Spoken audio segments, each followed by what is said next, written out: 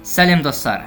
Араларыңызда теледидар арқылы немесе концерт залдарда шоу бизнес және әншілер қатысуымен өткен концертті көргендер көп болса керек. Ойлап көру қиын. Сол концертте жағымсыз оқиғалар болуы мүмкін. Тіпті әншілердің өлуі де. Бүгінгі видеода дәл сол секілді оқиғаларды көрсететін боламыз. Ендеше бастаймыз. 2015 жылы 15 наурыз күні танымал мексикалық жұлдыз Кико Дель Пьеро кезекті шоуында 4 жігітке қарсы күресті. Бұрынғы чемпион Рей Мистерио бар күшімен Киконың бас жағына соққы берді. Нәтижеде Кико сол жерде жан тапсырды.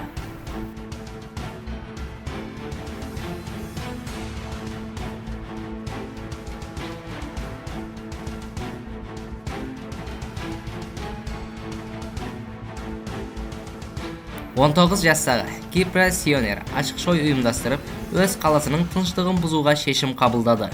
Ол сахнаға шығып, мазалағаным үшін кешірім сұраймын атты әнін айтты. Ән таусылғаннан кейін пышақ алып, көрермендер алдында 2-3 рет өз көкірек қысымына соққы жасады. Адамдар таң қалып қалды, не болып жатқанын түсінбеді.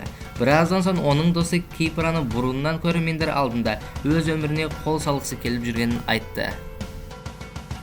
Герберт Хауре 60 ғасырдың ең танымал жұлдыздарының бірі еді. 1996 жылдың сентябрында концерт кезінде құлап басына зақым жеткізді. Сондай болуына қарамастан концертті жалғастыра берді. Тіпті оның дәрігері де қарсылық танытты. Ол концерттің соңына қарай есінен танып құлады және сол жерде жан тапсырды.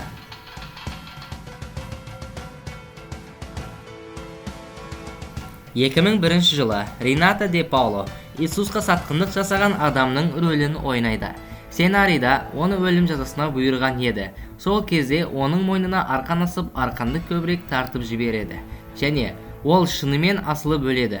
Айтып өту керек, 2012 жылы дәл осы рөлді ойнаған актер Тито Клима дәл осындай қателіктен қаза тапқан.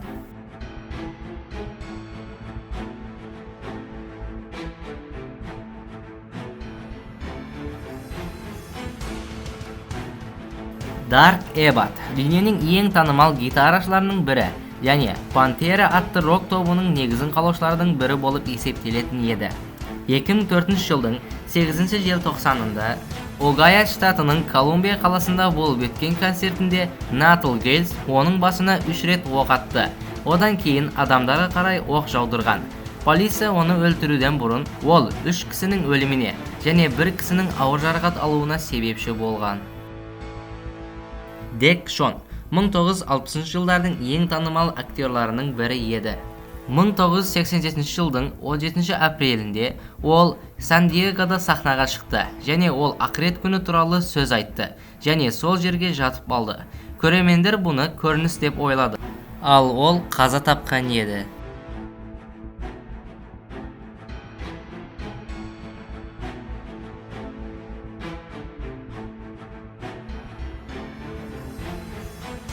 Леспи Харвей Сандия Круз тобының гитарашысы еді. Ол өте өкінішті түрде қаза тапқан. 1978 жылдың 7 мамыр күні концертке дайындық кезінде ылғалды қолымен микрофонды ұстайды және сол жерде ток соғып жан тапсырады. Джон Ваттел танымал гитарашы еді. 1996 жылы Жапонияда болып өткен концертінде сахнада инфаркттан қаза тапқан. Оның соңғы сөздері әннің сөздері болған.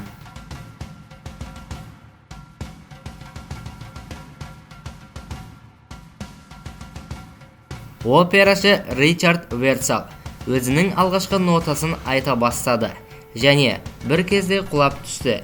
Кейін анық болды, ол жүрек талмасынан қаза тапқан екен.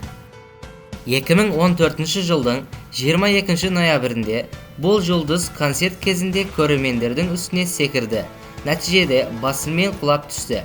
Кейін оны ауруханаға алып барды және сол жерде қаза тапты.